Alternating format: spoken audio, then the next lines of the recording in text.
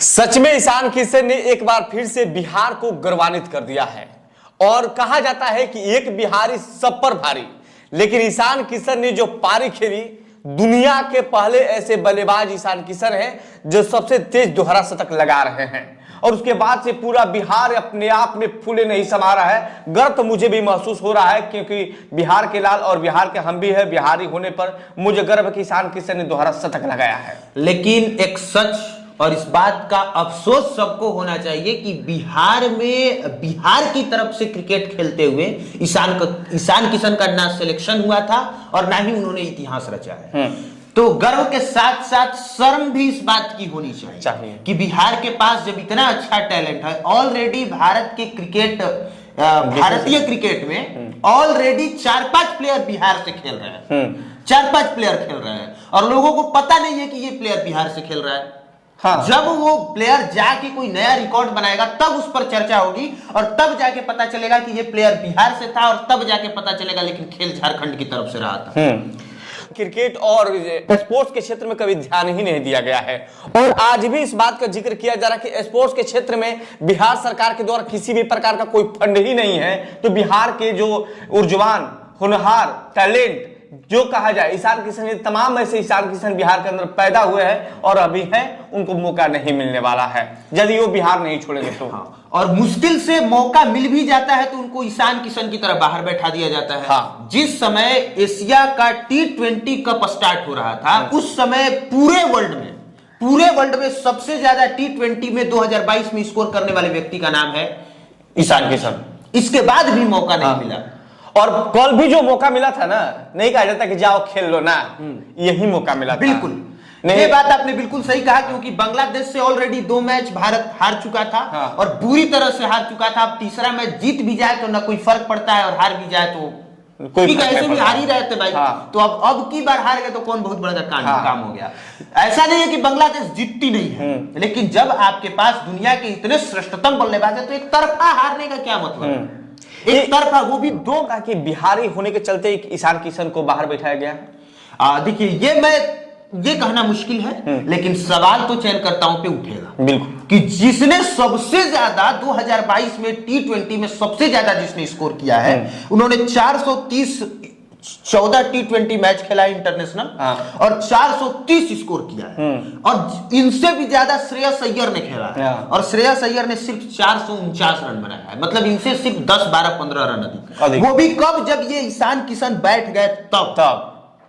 तो ये सोचिए इसके बाद, और ये भी सोचिए कि ईशान किशन को बाहर क्यों किया गया। हाँ। क्योंकि आईपीएल में ईशान किशन ने अच्छा नहीं खेला था। हाँ। तो अब आईपीएल के हिसाब से अगर सिलेक्शन होने लग जाए क्रिकेट टीम में तो भाई तब आप खिलाइए, आईपीएल खिलाइए, राहुल द्रविड़ को मौका दीजिए। हाँ। एक बार फिर से जो संन्यास ले लेके खिलाड़ी बैठे हैं उनको मौका दीजिए, वो अच्छा खेलते हैं आईपीएल में, मौका दीजिए। तो ये गलत है। बीसीसीआई को किशन जैसे बल्लेबाज को बाहर बैठा को आपको क्या मिलता है।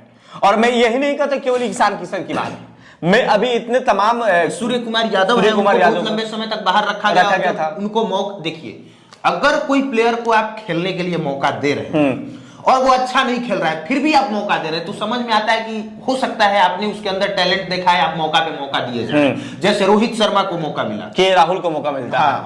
हाँ। लेकिन ये वो प्लेयर है जो अच्छा खेलते हैं फिर भी साइड कर दिया जाता है। हाँ। फिर भी साइड कर दिया जाता है। सूर्य कुमार यादव को बहुत लंबे समय तक साइड करके रखा गया, ईशान किशन को रखा गया। और एक और प्लेयर है जिनपे फिल्म ही आ गई, फिल्म का नाम नहीं याद आ रहा है मुझे, जिनपे फिल्म ही बनी है, श्रेयस तलपड़े ने उसमें उस क्रिकेटर का किरदार निभाया है। 40 साल की उम्र में उस प्लेयर को क्रिकेट टीम में सिलेक्शन हुआ, 40 साल की उम्र में। और जैसे ही सिलेक्शन हुआ उसने 2-2 बार हैट्रिक विकेट ली। वाह, एक बड़ा सवाल खड़ा है। सभी बिहारी इस बात का जिक्र भी कर रहे हैं। एक तरफ जहां बिहारी होने पर ईशान किशन के बधाइयां दी जा रही है, उनके परिवार के तरफ से, उनके तमाम चाहने वाले और जितने भी बिहारी सब आज इतना बड़ा कमाल कर दिया है।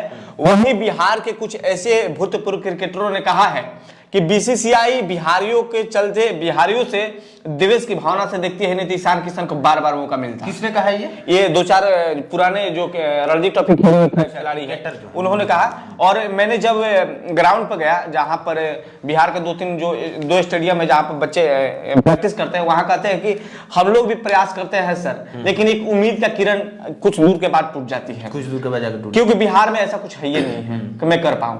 और ईशान किशन बहुत शांत प्लेयर, ऐसा खिलाड़ी है जिसको जब बाहर किया गया तो उन्होंने किसी पे कोई सवाल नहीं उठाया। हाँ। उन्होंने बस कहा कि अगर चयनकर्ताओं को मुझ पे भरोसा होगा तो वो मुझे मौका देंगे, नहीं भरोसा होगा तो मौका नहीं देंगे। बिल्कुल। और दूसरी एक इंस्टाग्राम पे उन्होंने उस समय स्टोरी लगाई थी। हाँ। तब मैं ईशान किशन को फॉलो नहीं करता था, लेकिन ये मैंने पढ़ा था।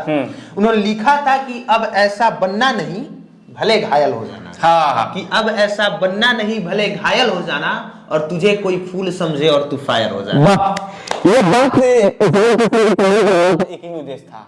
उस टाइम भी ईशान किशन काफी तेज खेल रहे थे। हाँ। और काफी अच्छा पारी खेलते थे। जब प्रैक्टिस मैच होता था उसके बावजूद भी चयन नहीं हुआ था। उसके बाद ये स्टोरी इसके बाद उन्होंने और आगे लिखा था कि बेला पीछे रहना मगर सब संभाल, इन सब आगे वालों की तरह न गायब हो जाना। हाँ।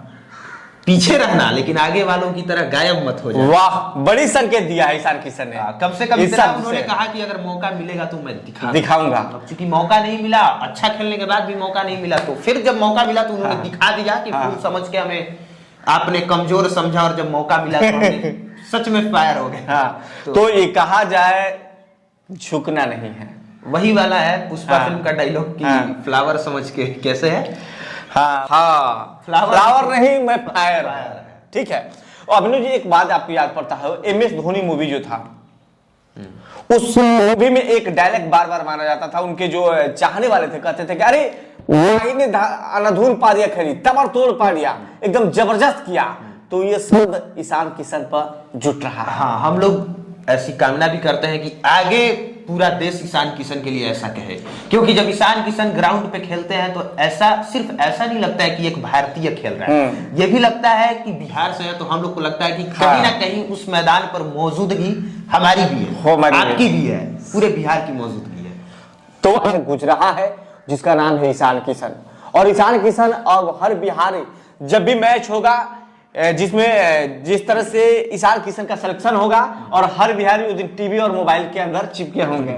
तो आप नहीं मच जाइएगा। जिस दिन मैच होता है बिहार और भारत और किसी अन्य टीम के साथ, तो उस दिन आपको अपने बिहार के लाल ईशान किशन को देखने के लिए, उनको और ऊर्जा देने के लिए आप जब जुड़िएगा, ईशान किशन के जो ट्विटर हैंडल है, फेसबुक है, जितना सोशल मीडिया का है, उस पर टैग कीजिएगा, डालिएगा कि ईशान किशन मैं आपके साथ हूं, तो वाकई ईशान किशन और भी कुछ करेंगे। बिल्कुल बिहारी सब पे भारी, सब पे भारी, यानी पूरे वर्ल्ड पे भारी पड़ गया, बांग्लादेश पे भारी देखने के लिए धन्यवाद। आप देख रहे थे क्रिकेट का ये खास विश्लेषण। हमारे साथ थे विकास विद्यार्थी और मेरा नाम कुमार अभिनव है।